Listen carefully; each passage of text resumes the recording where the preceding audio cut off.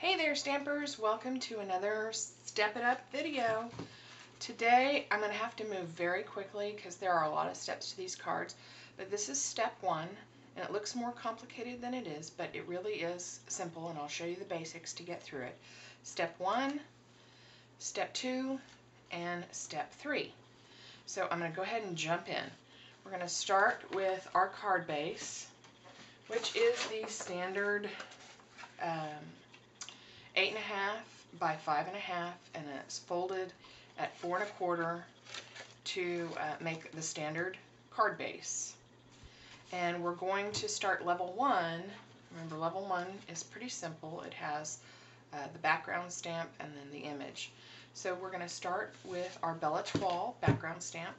When I use a background stamp, these are rather large, so I keep the stamp face up on my work surface and then I ink it up. I'm using Versamark, which gives a nice watermark to the card surface without using the regular ink, which I like for this reason. When I stamp with the background stamp, as I said, I leave it face up and then I put the paper onto the stamp, and you can see I already did this on the other side, and I make sure every part of the cardstock comes in contact with the background stamp. And I like using Versamark because usually when I'm doing this I end up picking up the ink from the edges and then I get these finger streaks on the back. And it doesn't make for a very pretty card. But this doesn't seem to happen. This ink's a little thicker. Anyway, so you can see you pick up the detail in the stamp very quickly and easily, and I love Belle Etoile, it's lovely. So this is what we're doing for level 1. You're going to take a piece of Whisper White, and we are going to use the Elements of Style stamps. I love this stamp set, it's lovely, and we're only going to use the flowers. And I've inked it using Certainly Celery on the leaves, and I started using the Certainly Celery on the top of the portion of the leaves. So I take the fat end of the marker and I just go through and ink up all the leaves, and then using Garden Green, also that thicker edge of the marker, I've gone in and done the underside part of the leaves. And using Soft Suede, I've gone in and marked any of the stems that I see. And finally using Marina Mist to do the flowers. Now I pre-inked this because my video was running way too long. So I pre-inked it and I'm going to huff on it.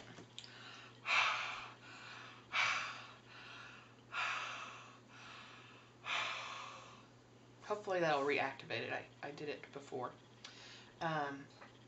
And we're going to line it up onto the Whisper White and make sure that it's really pressed on.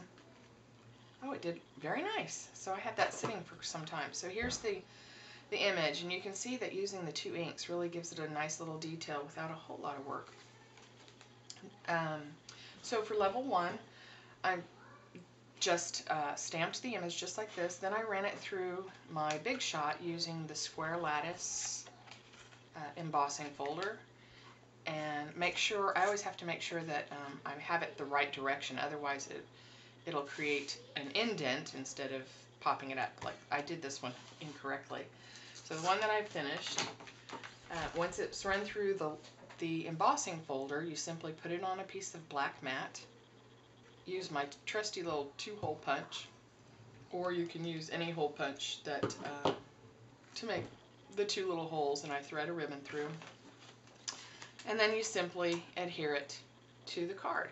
Very simple, but it has a lot of detail for a very simple card.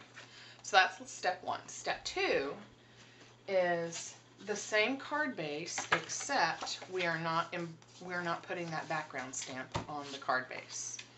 Card base stays plain, and instead we are taking a mat of black and another piece of Marina Mist, and we will use the background stamp on this piece of Marina Mist. It's real subtle. You can't, I don't know if the camera picks it up, but it's there. And then for level 2, in addition to stamping the image, we're going to paint in, I don't know if you can see the difference, but the insides of the flowers are all white, and on level 2 and 3 they've actually been painted in. It's a very simple process. I often,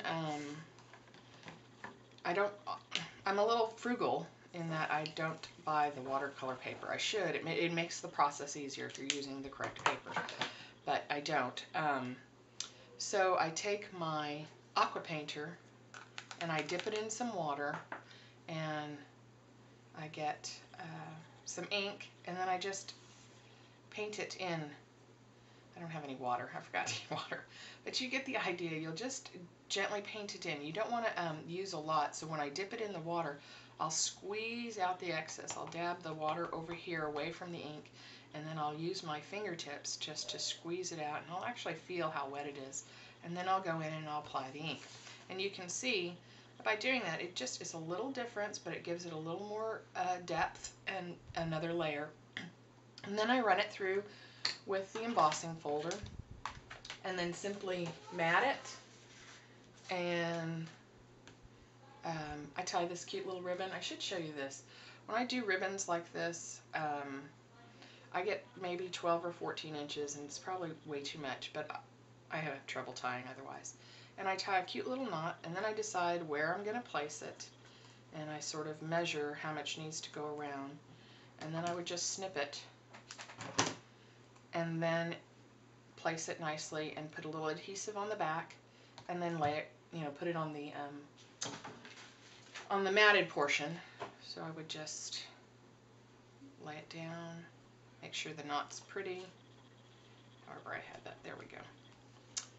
And then I would put some adhesive on the back to secure this, and then put it on the card front with the piece. So that's step number 2. Step number 3, we are working from the same image that we had in 2, except when I did this card originally, I had too much water when I was coloring in, and it blurred. So I said, what can I do to fix it? And what I did, I said, ooh, Dazzling Diamonds, my favorite thing. I took the 2-way glue pen, and you just kind of get it started, and I went about on all the dark portions of the flower. The artist has already provided that wonderful shading, and that's where the darker part of the ink settles, or not the darker part of the ink, but the most ink, so it gives it a little depth. So I always tend to follow what the artist has already done, and I just tap it here with my glue pen. I'm not very exact. I get in there and just kind of touch all over. I usually try to lift it up to the light so that I can see the shine from the glue that's still wet, to see where I might need to apply a little bit more. And then I take Dazzling Diamonds, which is a wonderful, super fine glitter. I hadn't put the lid back on. But it looks like this, and I pour it in and brush it around, tap off the excess, and be sure to move this before you blow on it. Always blow on it to make sure the excess is gone. And once it's dry, it looks like this. To assemble number 3, you go through the exact same steps you went through for number 2. You have your card base, you have your matted piece of Marina Mist, you have your image that has been colored and glued and Dazzling Diamond, and then run through the square lattice embossing folder. So it looks like this. And then you're just going to need a very simple piece of ribbon. I wanted a really big, say how do you do ribbon. Something that's going to stand out and you're going to notice it, not just a subtle ribbon. So I like this wide, the wide taffeta would look great with this, or the satin. I'm still using up what I have, so I use the organza.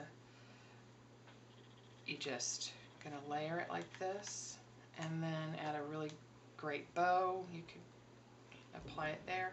I happened, when I was making these, I had these shining gemstones, and they were the perfect blue. I don't think the camera quite picks it up, but they match perfectly, and so I just inserted 3 in the corner, and I think it turned out kind of dazzling, like dazzling diamonds. I hope this has been helpful, and I will post a picture of all 3 cards on the blog, so that if you're interested in making just one or all 3, it'll be a little easier to follow. So this was step 1, step 2, and step 3. I hope this is helpful, and have a great day. Bye.